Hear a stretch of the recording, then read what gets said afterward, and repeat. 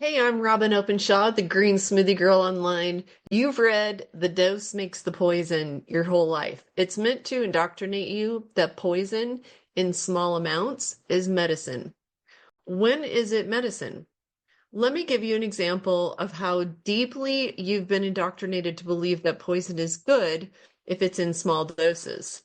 An example of the myth of niacin, or quote unquote vitamin B3, is that it makes you detoxify. Your face flushes red, you sweat, and you might even throw up. Technically, the nicotinic acid, the petrochemical derived product that is in no way a nutrient that your body needs, does not detoxify you. Technically, it poisons you, and your body's own defenses rally to save your life, and it's your immune system that detoxifies you.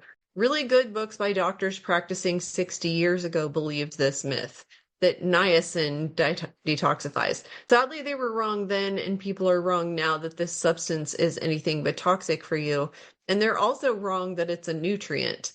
Another example, the cyanide in vitamin B12 in the form of cyanocobalamin is not medicinal, even if it's trace amounts that end up in each pill you might take daily, an amount that makes you sick over time, even if you don't notice it when you take it.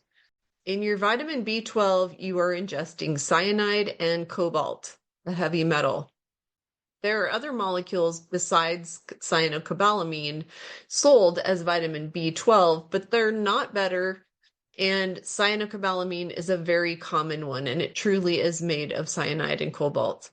We've had several people tell us on Facebook posts that they always get sick in reaction to taking B vitamins, none of which are actually vitamins, all of which are made from synthetic petroleum products, solvents, flow agents, and well-known poisons. A third example, the coal tar derived vitamin K. It's not a vitamin, and the poison isn't a medicine, even if it's in a small enough dose.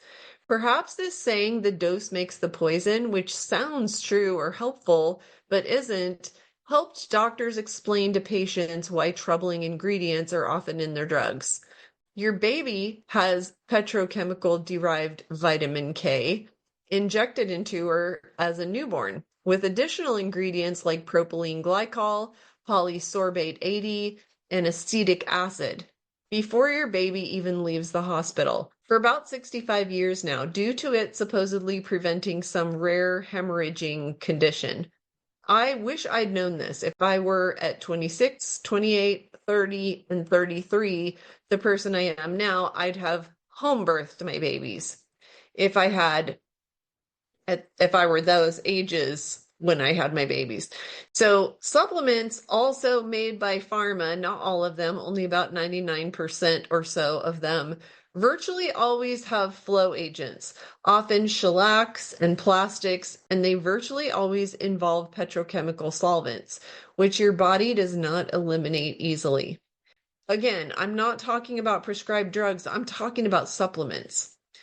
A $4,000 in-use treatment last July in Switzerland proved this to me. A quart of solvents and other toxic stuff came out of filtering my blood. The petrochemical nature of the stuff eliminated was undeniable by its look, but we also sent it into a lab to identify various toxins from my blood. Many, I believe, came from the thousands of supplements that I took back before I knew better. Come with me to Switzerland this July and do it again with me if you can. I'm going to find out what's left in there. The base materials of supplements are generally the throwaway products of countless industries, as well as lab-grown bacterias and molds and algae passed off to you as magical health-giving pills. My book, Pharma Light, will release later this year, exposing what your supplements are made of and how and where they're made. Stay tuned for its release. So the story is that if the toxic substance is just a small amount, it's no big deal, right? What if our exposure to toxins is cumulative?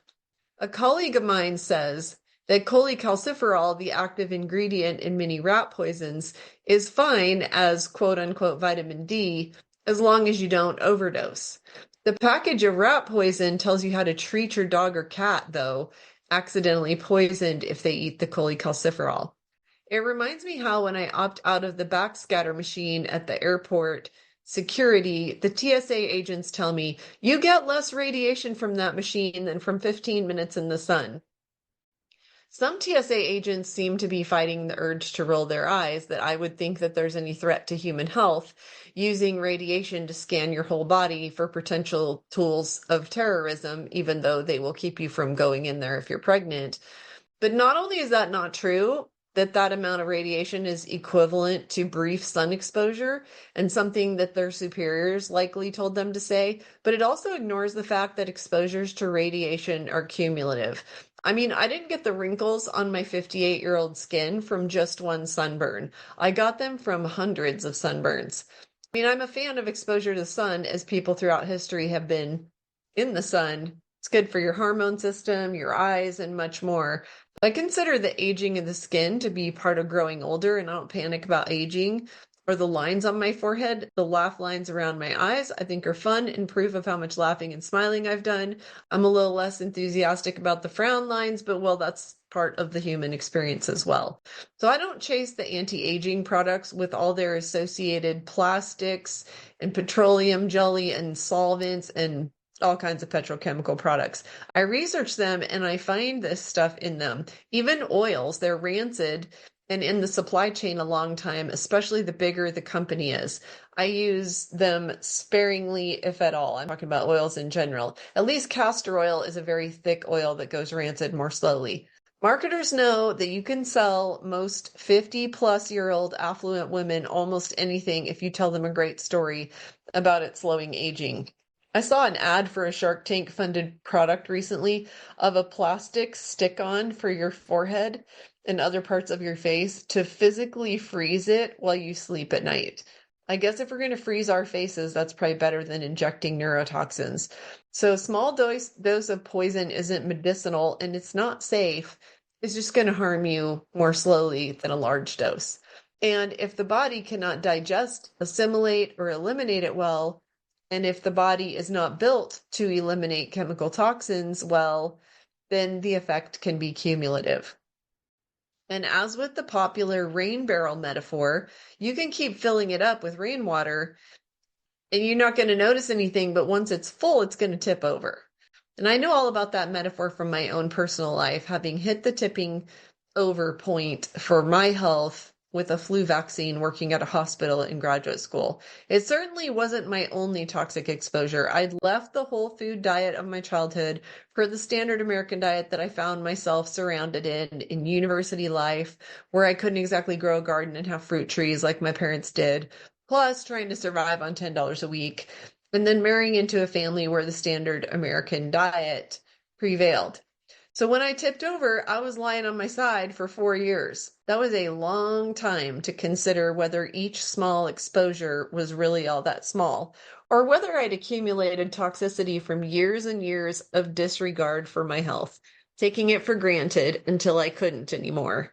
What a great, important moment that was. I remember it clearly. Driving home in the rain with my 1-year-old in a car seat behind me, having been told by the pediatrician with regard to my son's life-threatening asthma that began immediately after his 4-month MMR vaccines, he said, "You've had the magic bullet. It's liquid steroids.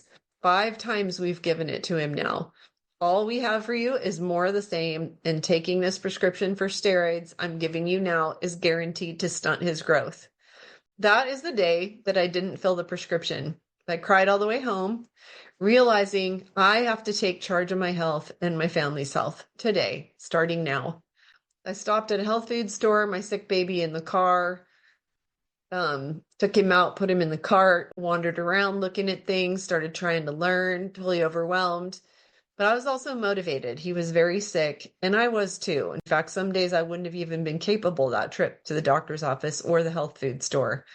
Then I became interested and then borderline obsessed with what our alternative doctors of the past did to help people like me, the people who had tipped over and needed to detoxify.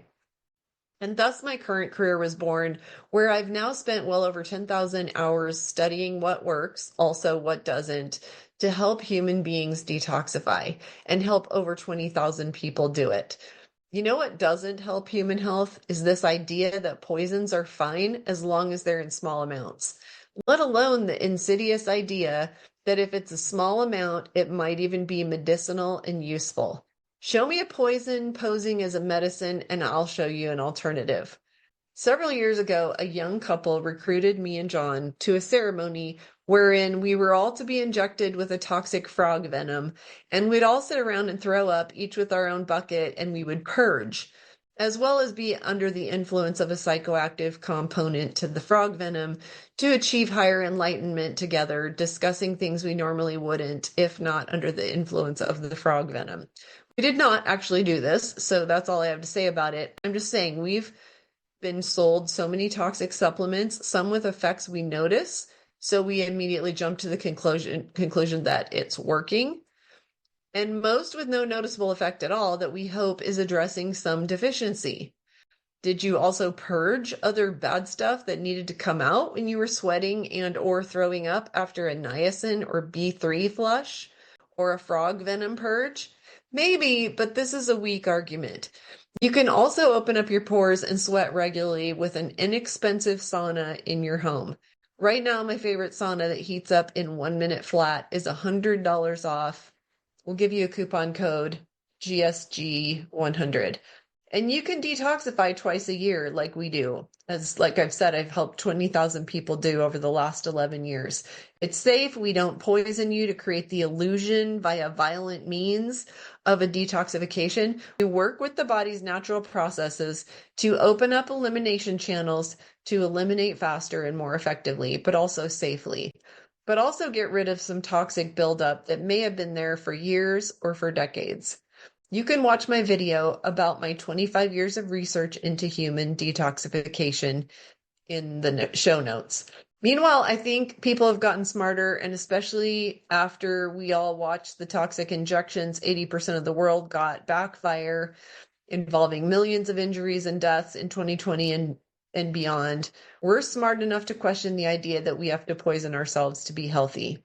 While the dose makes the poison is a tempting, clever, and used by many saying, I think we're ready for that to go in the dustbin of history. Or if it continues, you can always opt out. And I'll see you next time.